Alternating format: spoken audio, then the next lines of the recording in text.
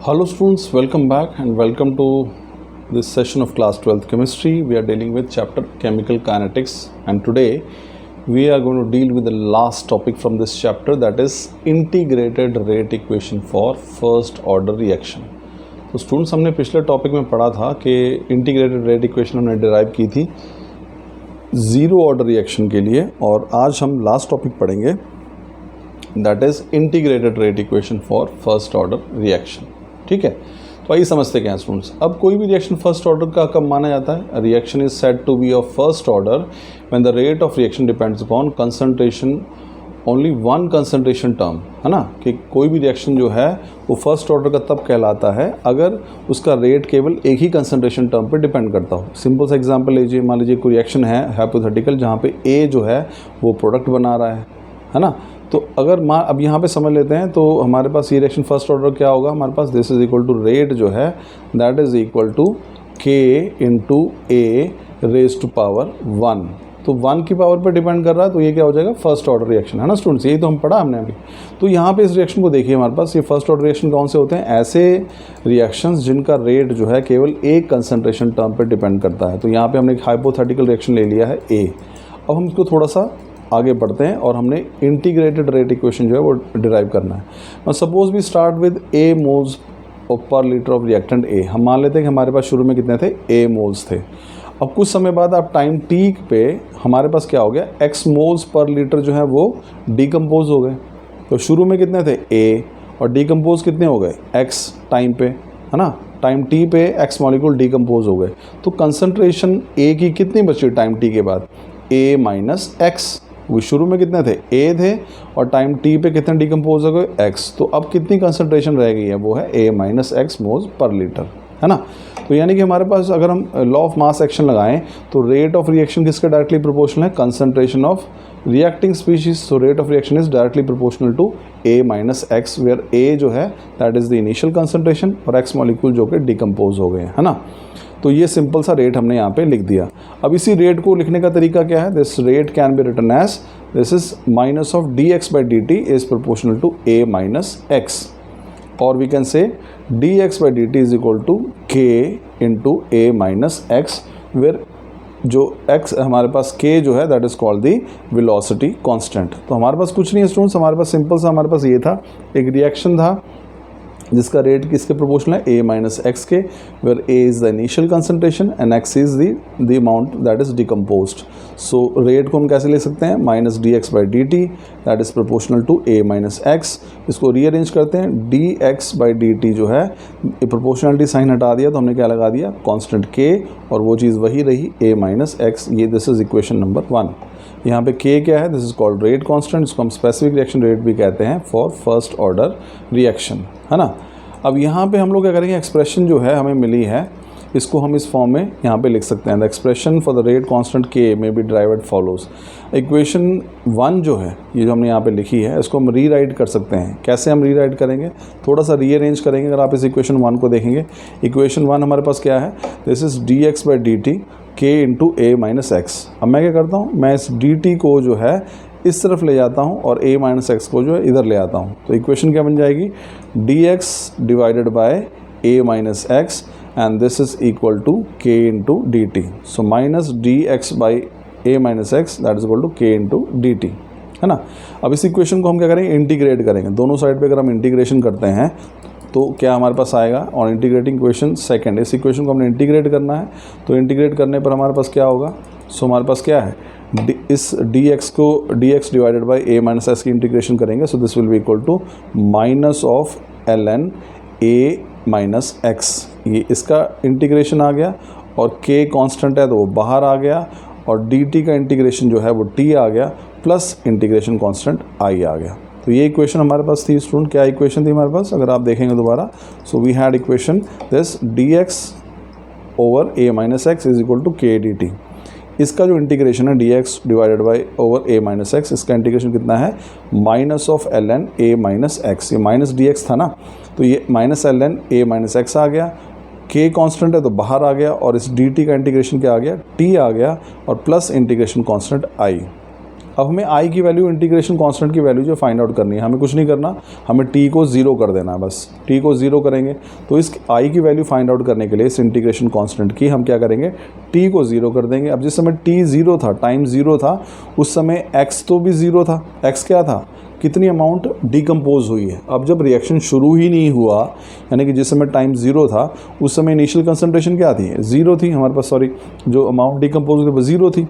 तो हमने कुछ नहीं करना, इसी इक्वेशन के अंदर जो इक्वेशन 3 है वहाँ पे हमने क्या करना है, t की जगह हम 0 रखेंगे और x की जगह भी 0 रखेंगे। तो यहाँ पे अगर t की जगह 0 रखेंगे तो पूरा का पूरा फैक्टर क्या हो जाएगा, 0, और x की जगह हम 0 रखेंगे तो ये बन जाएगा -ln a।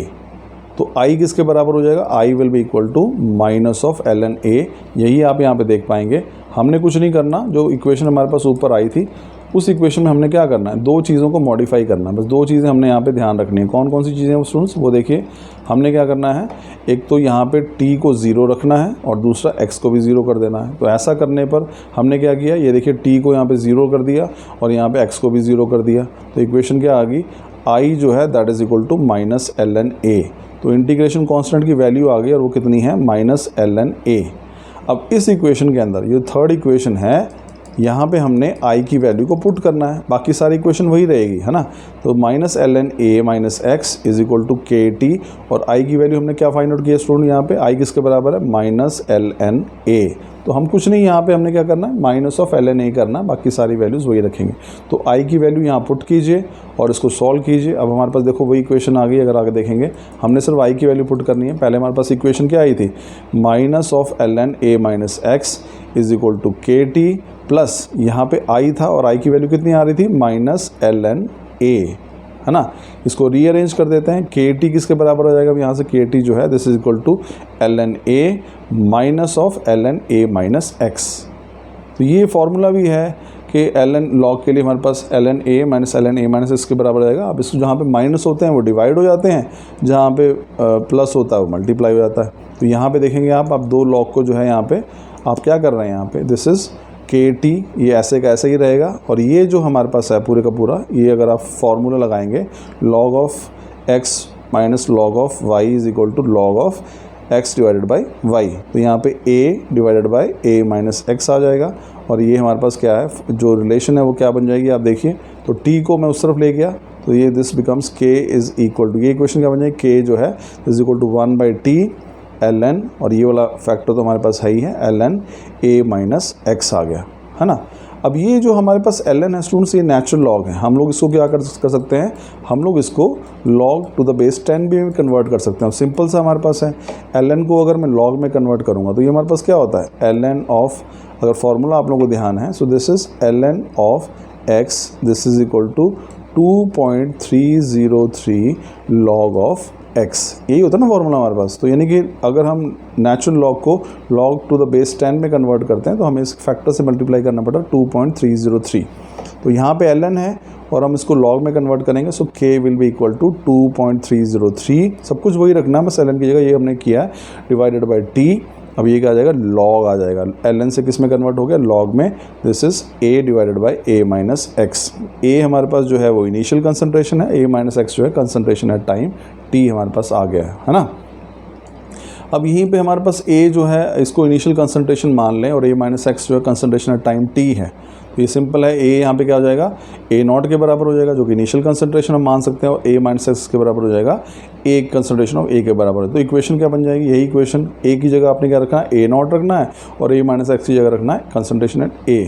तो इक्वेशन की यही इक्वेशन क्या बन जाएगी, k is equal to 2.303 divided by t log of a naught. हमने a की जगह रख दिया a नॉट रख दिया और a माइनस की जगह रख दिया a रख दिया। तो ये इक्वेशन जो है इस तरीके से मॉडिफाई होगी। सो दिस इज़ बेसिकली, अगर आप देखेंगे तो इंटीग्रेटेड रेट इक्वेशन की अगर मैं बात करूँ, what is the integrated rate equation for first order reaction, तो आप ये दोनों लिख सकते हैं हमारे पास। तो इंटीग्रेटेड रेट इक्वेशन हमारे पास कौन सी है, दिस इज़, ये जो हमने ऑरेंज कलर में यहाँ पे इसको रखा है। So this is the integrated rate equation for the first order reaction, ठीक है। अब यहाँ पे इसको ये भी दोनों, ये भी हो सकती है, this is also integrated rate equation for, ये दूसरे फॉर्म में, बस यहाँ पे a और a माइनस x में लिया है, या a नॉट और a की फॉर्म में लिया हुआ है हमारे पास, ठीक है। अब यहाँ पे इस रिएक्शन की हम कुछ कैरेक्टरिस्टिक स्टडी करते हैं, that is some features of first order reaction. तो स्टूडेंट्स यहाँ पे देखिए क्या है हमारे पास, क्या है, कोई भी रिएक्शन जो फर्स्ट ऑर्डर का है वो इस इक्वेशन को और उससे ऊपर जो इक्वेशन लिखी थी उनको फॉलो करेगा। अब हाफ लाइफ यहाँ पे बड़ा इंटरेस्टिंग है अगर आप देखेंगे, है ना। तो हाफ लाइफ क्या है हमारे पास, टाइम टेकन, हमने पहले ही बताया था कि time taken by the concentration to exactly fall to half of its initial concentration, यानी वो समय जब इनिशियल कंसंट्रेशन जो है पहले के मुकाबले बिल्कुल आधी रह जाती है। तो वहाँ पे हम कुछ नहीं करते स्टूडेंट, हम क्या करते हैं, टी को किससे रिप्लेस कर देते हैं, T1/2 से रिप्लेस कर देते हैं, और हमारे पास A जो है that is replace by A0/2 से, है ना। तो वो जो इक्वेशन हमने यहाँ ऊपर लिखी थी वो कहते हैं T is equal to 2.303 divided by K log of A minus divided by A minus x. तो ये हमने दिया। अब यहाँ पे हम क्या रखेंगे, जो x है उसकी जगह क्या रखेंगे, A/2 रखेंगे, यानी A हमारे पास जो है वो क्या, इनिशियल कंसंट्रेशन, और एग्जैक्टली हाफ रह जाएगी, है ना। और T को किससे रिप्लेस कर देंगे, T1/2 से। तो ऊपर जो इक्वेशन आई थी वहाँ पे हमने कुछ नहीं करना, इनिशियल जो कंसंट्रेशन है उसको A0/2 करना है और टाइम को T1/2 करना है। तो आप देखेंगे जब ये वैल्यूज पुट करोगे, T की जगह क्या आ गया यहाँ पे, T1/2 आ गया, और ये क्या आ गया 2.303 डिवाइडेड बाई K, और ये क्या आ जाएगा log A divided by A minus A/2, है ना। ये हमारे पास, इसमें हमने कुछ नहीं करा, x की जगह रखना है, ये A आ गया तो A माइनस ये क्या आ जाएगा यहाँ पे A/2 आ जाएगा। तो दिस इज़ A, ये वाला जो A है वो हमने एज इट इज़ रखा है, इस A को हमने भी एज इट इज़ रखा है, और x की जगह हमने क्या रख दिया, A/2, initial concentration exactly half रह गई है। तो इसको अगर आप सॉल्व करेंगे तो this comes out to be T half life इसके बराबर आएगा 2.303 divided by K log of 2।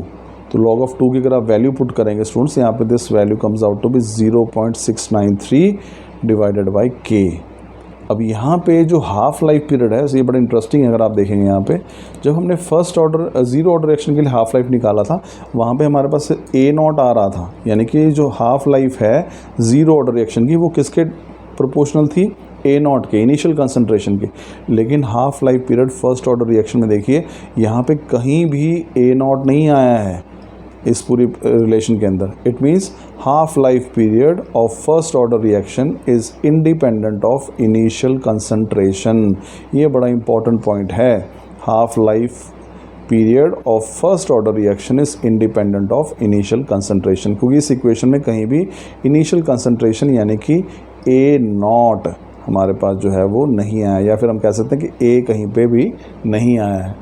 तो ये एग्ज़ाम में क्वेश्चन कैसे आता है, तो यहाँ क्वेश्चन आता है स्टूडेंट्स हमारे पास कि derive the integrated rate equation for first order reaction and show that half life of first order reaction is independent of initial concentration. तो आप इसमें से पहले आप integrated rate law equation derive करेंगे, उसके बाद आप ये प्रूव करेंगे कि भाई इसकी जो हाफ लाइफ होती है फर्स्ट ऑर्डर रिएक्शन की, वो उसमें कहीं भी इनिशियल कंसंट्रेशन का जो वैल्यू है वो नहीं आती है। This means that half life of first order reaction is independent of initial concentration, यानी वो इनिशियल कंसंट्रेशन पर डिपेंड ही नहीं करती है।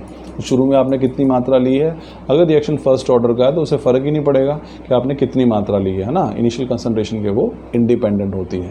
तो जितने भी आपके न्यूक्लियर रिएक्शंस होते हैं, जो न्यूक्लियर डिसइंटीग्रेशंस हैं, वो ध्यान रखिएगा, they are all examples of this first order reaction. तो ये हमारे पास जो है आपका चैप्टर था students, that is chemical kinetics. I am sure आपको समझ में आया होगा। Thank you.